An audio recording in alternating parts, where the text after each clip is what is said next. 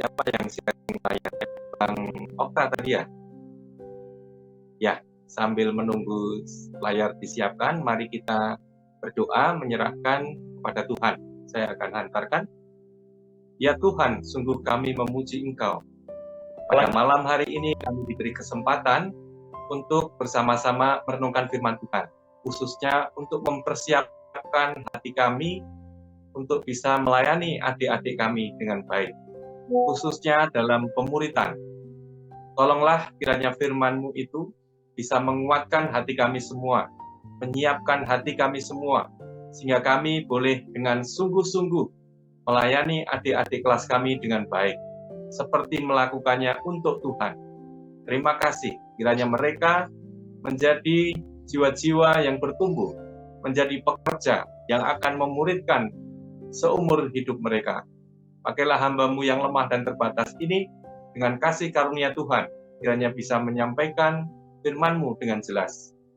Berkati alat-alat yang kami pakai, listrik, HP atau laptop, kiranya semuanya bisa menjadi sarana kami bisa menikmati firman. Dalam nama Tuhan Yesus kami berdoa. Amin. Baik, Bapak, Ibu, rekan-rekan semua, adik-adik mahasiswa yang kita kasihi di dalam Tuhan Yesus. Saat ini kita akan merenungkan bersama satu topik yang sangat menarik, yaitu memuridkan dengan segenap hati. Mengapa kita perlu memuridkan dengan segenap hati? Kenapa kita perlu menyiapkan hati kita dengan sungguh-sungguh? Kalau teman-teman merenungkan, pemuritan itu bukan sekedar program, bukan sekedar menyampaikan ide di dalam suatu kelas atau kelompok kecil untuk tukar-menukar ide kita. Tetapi pemuritan ini melibatkan seluruh hidup kita. Jadi, life to life, hidup kepada hidup. Nah, oleh karena itu, kita harus menyiapkan hati kita, sehingga kita bisa memuridkan dengan baik. Berikutnya. Nah, kalau kita melihat realita dalam kehidupan sehari-hari, kita pasti pernah mendengar atau melihat bahwa ada orang-orang yang merasa hidupnya ini berat sekali, lelah, letih, lesu. Itu seperti yang Tuhan Yesus lihat. Waktu Yesus melihat di Matius 9 itu, dia melihat orang banyak yang lelah, letih, terlantar, maka Tuhan Yesus penuh belas kasihan ya terhadap orang yang terlantar itu. Kita juga pernah mendengar pasti teman kita yang dulu semangat, yang dulu sungguh-sungguh di dalam Tuhan, namun karena pergumulan hidup, mereka mulai meninggalkan Tuhan. Dalam tahun ini saja saya sudah mendengar ada 2 orang yang meninggalkan imannya. Tentu teman-teman semuanya pasti ada yang teman-teman lihat. Mungkin belum sampai meninggalkan iman, tetapi tidak semangat lagi. Tidak mau membaca Alkitab lagi, tidak mau pergi ke gereja lagi, tidak mau ikut persekutuan lagi, tidak mau berdoa lagi. Itu realita dalam kehidupan kita sehari-hari ya. Nah, jadi orang yang baru percaya itu diumpamakan seperti bayi yang baru lahir. Dia tidak bisa tumbuh dewasa sendiri. Kita tidak bisa berkata kepada bayi yang baru lahir, oh itu sudah ada makanan di sampingmu ya, nanti kalau lapar ambil sendiri. Oh itu nanti kalau popoknya penuh, tolong itu di atas meja ada popok yang bersih ya. Oh nanti kalau sudah keringetan bisa mandi sendiri ya di sana. Nah, tidak bisa. Bahkan bayi belum tahu apa kebutuhannya kadang-kadang. Bisanya hanya menangis. Nah, banyak teman-teman, saudara-saudara kita di dalam Tuhan, mungkin belum tahu bagaimana dia menjadi dewasa di dalam Tuhan Yesus. Mereka memerlukan bimbingan. Mereka memerlukan pertolongan. Dan proses menolong inilah yang kita sebut pemuritan. Tuhan Yesus sendiri memberi contoh dalam kehidupannya. Jadi Tuhan Yesus tidak fokus pada pelayanan ke 5.000 orang, 4.000 orang. Dia punya ya, pelayanan besar ya. Dia punya juga 120 orang, 500 orang, 70 murid. Tetapi Yesus fokus juga kepada 12 muridnya.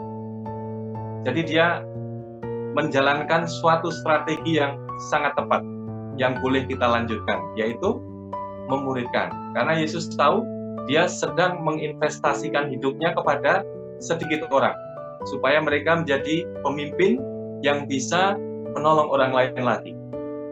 Nah, itu yang harus kita renungkan. Apakah ini juga menjadi beban hati kita? Kalau kita mengasihi banyak orang, kita harus fokus pada sedikit orang, supaya kita sungguh-sungguh invest hidup kita kepada sedikit orang ini, dan dialah yang akan meneruskan visi Tuhan, bagaimana bisa menolong orang lain. Selanjutnya, bagaimana? Ya, layar berikutnya. Nah, tentu pemuritan ini tidak mudah. Karena apa? Karena hasilnya tidak cepat. Hasilnya tidak langsung banyak. Mungkin memerlukan waktu yang cukup lama. Mungkin memerlukan ketekunan. Mungkin memerlukan kerelaan hidup kita semuanya. Karena kita perlu melibatkan seluruh hidup kita. Nah, makanya perlu hati kita siapkan. Nah, hal pertama yang perlu kita perhatikan seperti di 1 Tesalonika 1 ayat 2. Di situ Rasul Paulus memberikan contoh yang sangat menarik. Yang pertama adalah hati yang bersyafaat, hati yang berdoa. Kami selalu mengucap syukur kepada Allah karena kamu semua dan menyebut kamu dalam doa kami. Hal pertama untuk menyiapkan hati kita adalah dengan berdoa. Apakah kita berdoa untuk meminta hikmat pada Tuhan dan mendoakan orang-orang yang akan kita layani? Kita bisa belajar dari Paulus. Kita bisa menyebut nama mereka satu persatu. Karena ini adalah pekerjaan Tuhan yang melibatkan kuasa Tuhan. Kita tidak bisa melakukannya sendiri, apalagi kita menghadapi perlawanan dari si jahat. Jadi kita perlu bersandar penuh pada kuasa Tuhan yang besar.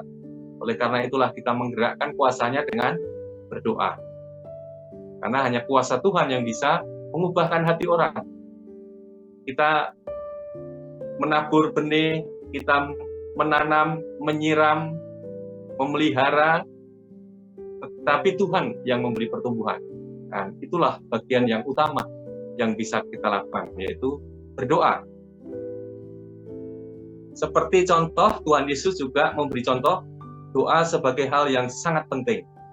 Di Yohanes 17, Tuhan Yesus ingat mendoakan 12 muridnya ya, dan juga orang-orang yang akan percaya oleh karena pemberitaan 12 murid ini. Rasul Paulus pun berdoa di sini ya.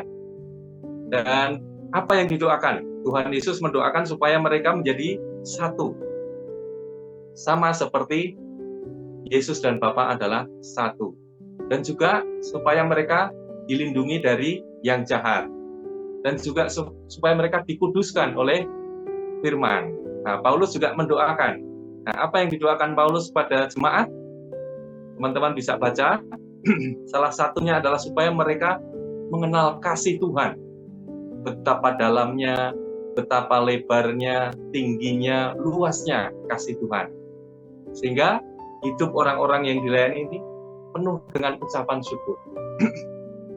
Nah, itu adalah hal pertama. Apakah kita mendoakan?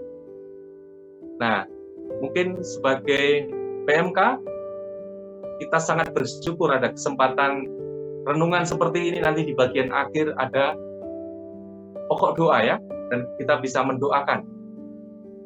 Namun, di sini kita juga belajar bagaimana kita bisa mendoakan lebih spesifik lagi. Mungkin di setiap fakultas nanti mulai ada mentoring kelompok-kelompok kecil, itu bisa secara rutin digilir, didoakan, nama demi nama. Itu adalah bagian utama yang bisa kita lakukan. Yang kedua, hal apa yang bisa kita kerjakan? Berikutnya, hati yang berinisiatif. Nah, hati yang berinisiatif ini kita belajar dari 1 Tesalonika 2 ayat 2. Tetapi sungguh pun kami sebelumnya seperti kamu tahu telah dianiaya dan dihina di Filipi. Namun dengan pertolongan Allah kita, kami beroleh keberanian untuk memberitakan Injil Allah kepada kamu dalam perjuangan yang berat. Jadi walaupun ada tantangan yang berat, Paulus dan tim tidak putus asa. Dia selalu berinisiatif membagikan Injil. Nah, mahasiswa baru seperti bayi yang baru lahir tidak tahu kebutuhan mereka.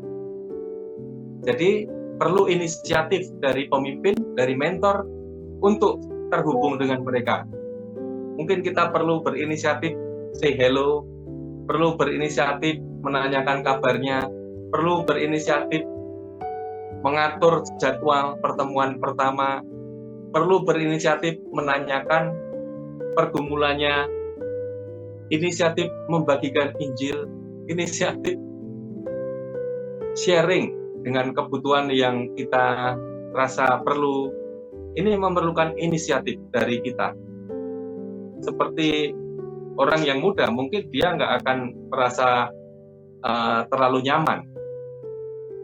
Mungkin kita perlu agak menahan hati kita. Mungkin kita WA tidak dibalas. Mungkin kita menghubungi sulit atau lama dibalasnya.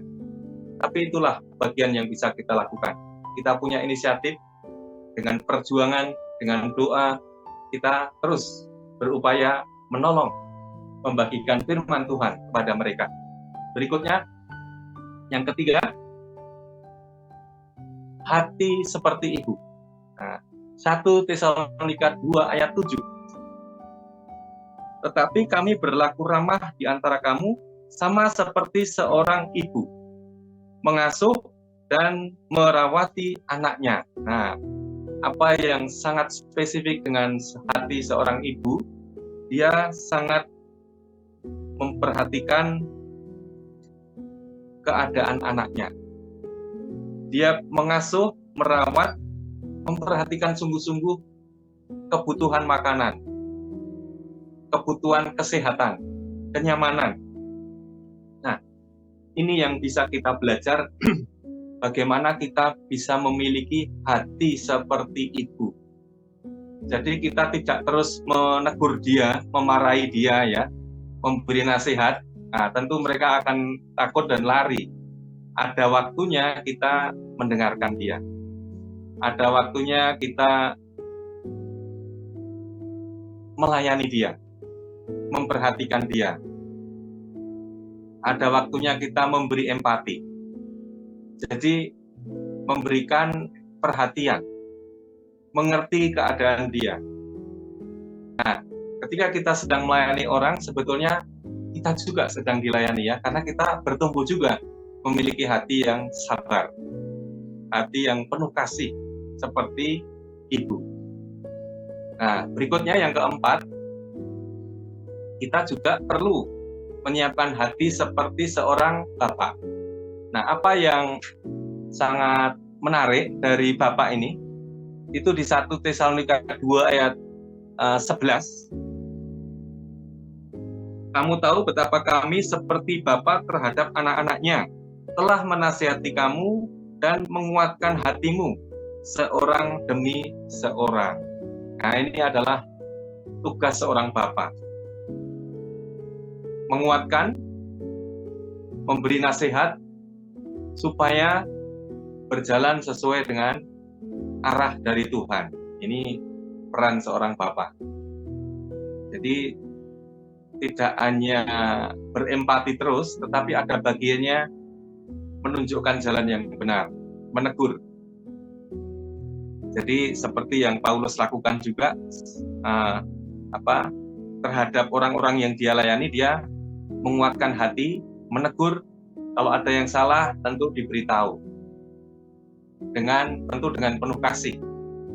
Jadi ini adalah hati seperti Bapa. Berikutnya yang kelima, apa yang perlu kita siapkan? Hati yang terbuka. Nah, apa maksudnya hati yang terbuka? 1 Tesalonika 2 ayat 8.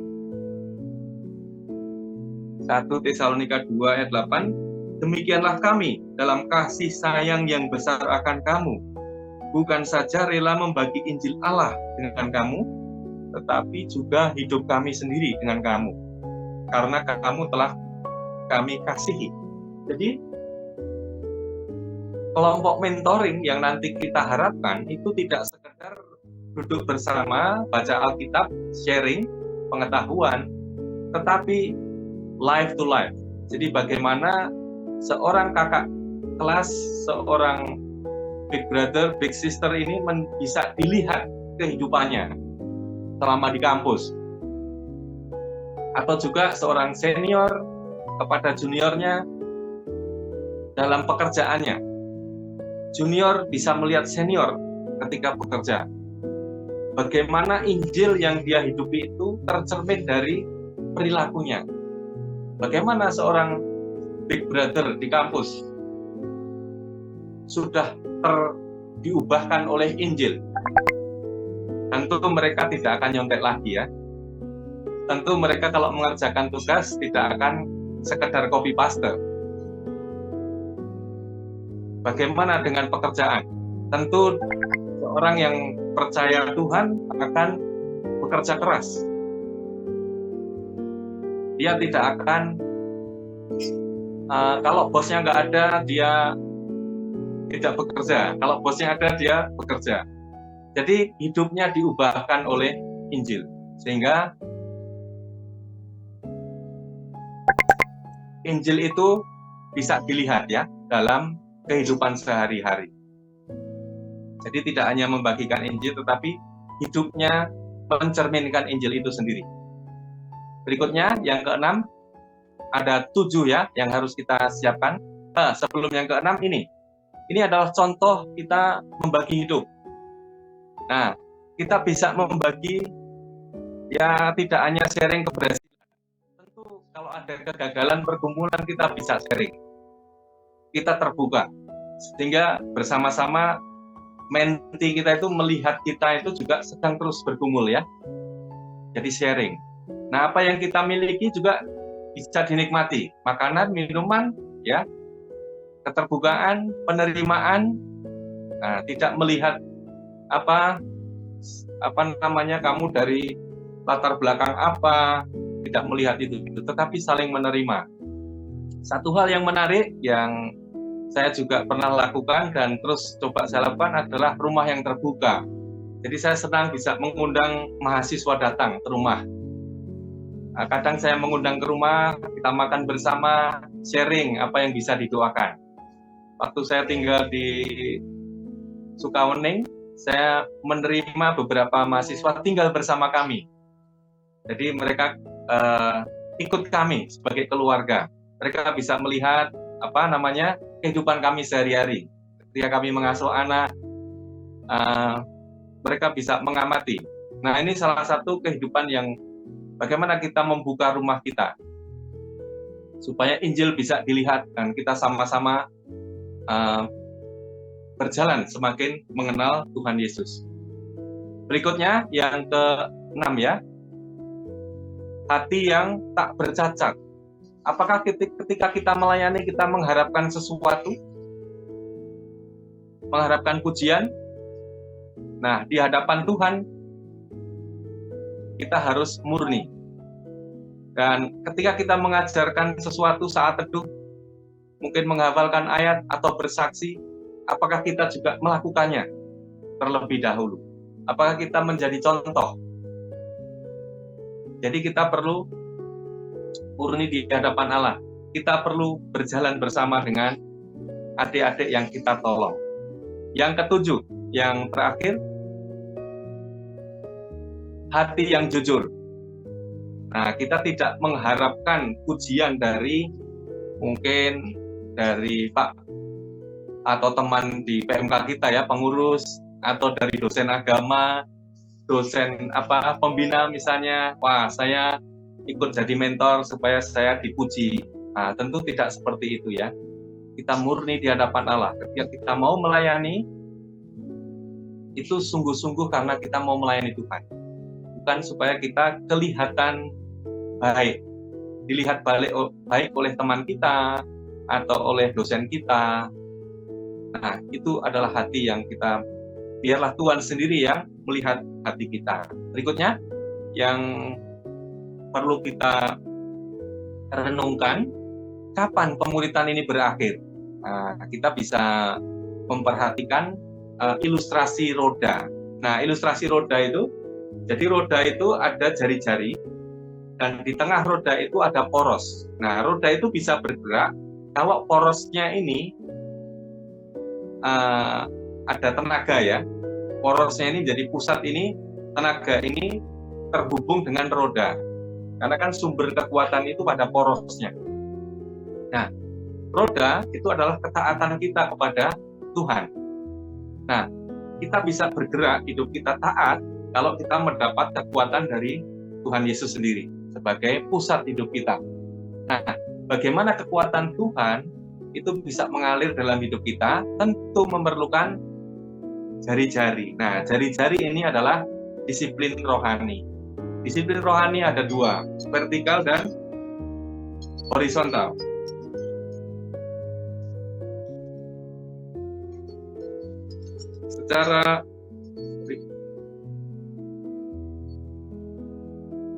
Secara vertikal, kita perlu doa dan firman Tuhan.